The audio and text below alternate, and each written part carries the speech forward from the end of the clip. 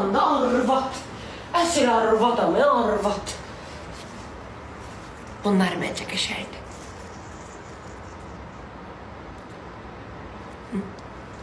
Yumuşam var. Yumuşam.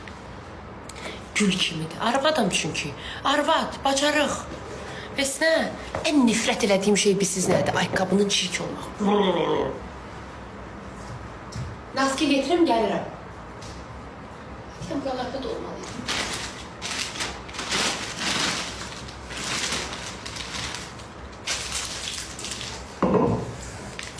Ben bir arvadım. Bir kim daha az? Yo, birin... Birin hündürlüğü yoktu, ketalar qəşəngli. Keta qəşəngli kızlar.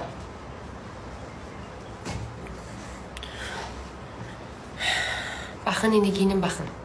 Bu ketalar hündür... Biri giyinin. Yekə... Cahilsən hə, yekə... Cahilsən hə. Deməmişəm o salana atma mənə.